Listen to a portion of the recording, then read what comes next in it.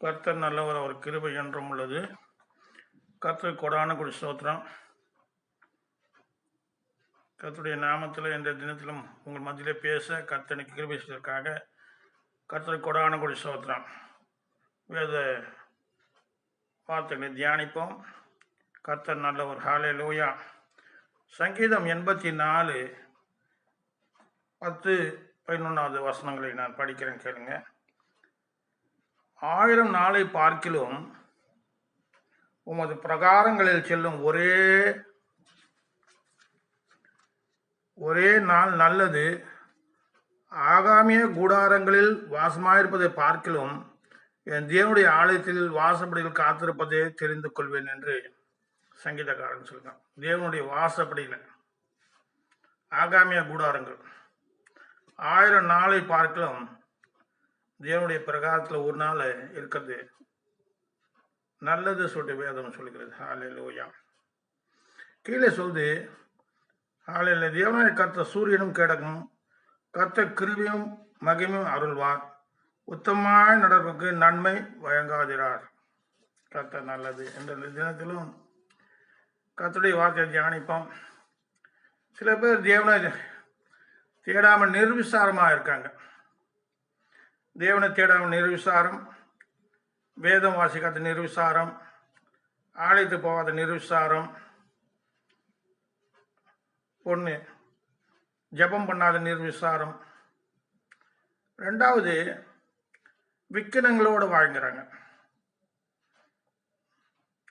தேவனை தேடாதனால தேவனுடைய வார்த்தைகள் செவி கொடுக்கிற விக்கினங்கள் ஆபத்துக்கோடு நிறைந்து வாழ்கிறார்கள். ஹல்லேலூயா. கர்த்தர் நல்லவர், அவர் கிருபை என்றும் உள்ளது. விசாரங்கள் என்ற தலைப்பிலும் விக்கினங்கள் என்ற தலைப்பிலும் பேச ஆசைப்படுகிறேன். தேவன்தானே எனக்கு உதவி செய்வதாக. கர்த்தர் நல்லவர். ஹல்லேலூயா. நீதிமொழிகள் 1வது அதிகாரத்தில் நீதிமொழிகள் 1வது அதிகாரத்தில் சில வார்த்தைகளை தியானிப்போம். நீதிமொழி 1:33, எனக்கு செவி கொடுக்கிற எவனோ அவன் விக்கனமின்றி வாசம் பண்ணி ஆபத்துக்கு பயப்படாமல் அமைதியா இருப்பான். வேத வார்த்தை சொல்லுகிறது, நீ அமைதியா இருக்குன்னு சொன்னாக்கா தேவனுக்கு செவி கொடுக்கணும்னு சொல்லப்பட்டிருக்கு. எனக்கு செவி கொடுக்கிறவன் எவனோ சொன்னா பன்மனசு யாரா இருந்தாலும் சரி, அது ராஜா இருந்தாலும் சரி, அல்ல வேலைக்காரனா இருந்தாலும் சரி, தேவனுடைய வார்த்தையை செவி கொடுவன் அமைதியா இருப்பான்னு சொல்லி வேதம் வாசிக்க. எனக்கு செவி கொடுக்கிறவன் எவனோ அவன் விக்கனமின்றி வாசம் பண்ணி ஆபத்துக்கு பயப்படாமல் அமைதியா இருப்பான். ஹல்லேலூயா. விக்கினங்கள் சொல்ற வார்த்தைக்கு நிறைய அர்த்தங்கள் இருக்கு. 200-250 வார்த்தைக்கு மேல இருக்கு. அவளையும் எடுத்து சொல்ல முடியாது. பொதுவாக விக்கினங்களுக்கு அழிவு சொல்லிட்டு சொல்லலாம். விக்கினங்கள் அழிவு வரும். விக்கினம் சொல்றதுக்கு சண்டை சச்சரவுகள், பேர் ஆபத்துக்கள், சண்டை, இடையூறுகள், வேதம் வாசிக்கப்படாத இடையூறு, ஜபம் பண்ணாதபடி இடையூறு செய்யறாங்க. இந்த இடையூறுகள் சொல்றது கூட விக்கினங்களுக்குள்ள வருது. ஹல்லேலூயா.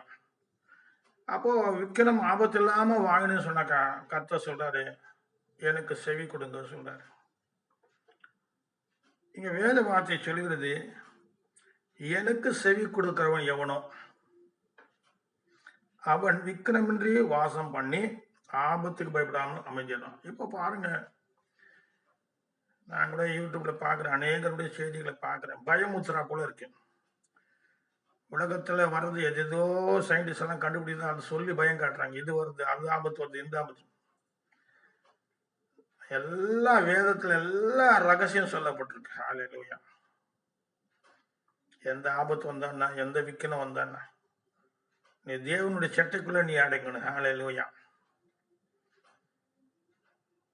மத்திய சொல்றாரு, கோயை தன் குஞ்சுகளை கூட்டி சேர்ப்பது போல அநேக முறை நான் உங்களுக்கு மனதா இருந்தேன், உங்களுக்கோ என்னிடத்துல வர மனதில்லை சொல்றாரு. கோயை தன் குஞ்சுகளை கூட்டி சேர்ப்பது போல. பாருங்க, கோழி தன் குஞ்சுங்களை பாதுகாக்கும். ஒரு பாம்போ கீரியோ இல்லை பறந்து வந்தாக்கா அவ்வளோ வேகமாக போய் அது தாக்கும். அப்போ அந்த பிள்ளைங்களை கூவி உள்ளே கூப்பிட்டுக்கும் சிறகுக்குள்ள. அது மாதிரி நம்மளோட தேவன் என்ன பண்றாரு, அவர் அவர் அவர் கருத்துக்கு மறைவுகளே வரணும்னு சொல்றாரு அவர் சிறகுக்குள்ள. ஹalleluya. உங்களுக்கு மனதில்லை. ஏன் விக்கிரங்கள் வருது சொன்னாக்கா, தேவனுக்கு செவி கொடுக்கறது இல்லை, தேவ வார்த்தைக்கு செவி கொடுக்கறது இல்லை, தேவனுக்கு கீழ்படியது இல்லை விக்கிரங்கள். சண்டை ஏன் வருது வீட்டில் சொன்னாக்கா, அது ஒரு விக்கணும். சமாதானம் ஏழு அது ஒரு விக்கணும். ஏன்னா தேவனுடைய வார்த்தையை கேட்டு தேவனை தேடும் போது சமாதானம், சந்தோஷம், அமைதி இது நிறைய வரும்னு சொல்லிட்டு வேதம் சொல்லுகிறது. ஹalleluya. சங்கீதம் நீதிமொழிகள் 1:26 படிக்கிறேன். 26-27. ஆகையால் நானும் உங்கள் ஆபத்து காலத்தில் நகைத்து நீங்கள் பயப்படும் காரியம் வரும்போது அகடமியம் பண்ணுவேன். அகமடியம் சொன்னாக்கா பரிகாசம் சொல்ல ஏளனம். சில பேர் வேத வார்த்தைகளை ஏளனம் பண்றாங்க, ஜபத்தை ஏளனம் பண்றாங்க, சபைகளை ஏளனம் பண்றாங்க, ஒருத்த ஏளனமா பேசிக்கிறாங்க. செய்திகளோட பாருங்க, ஒரே சண்டை தான். ஒருத்தர் அந்த ஊழியக்காரர் இப்படி சொன்னார், இந்த ஊழியக்காரர் இப்படி சொன்னார், சண்டை. அது என்ன? அது ஏளனமா பேசிக்கிறது. அகடமின்னு சொன்னாக்கா ஏளனம் சொல்லிட்டு சொல்லப்பட்டிருக்கு அகராதியில.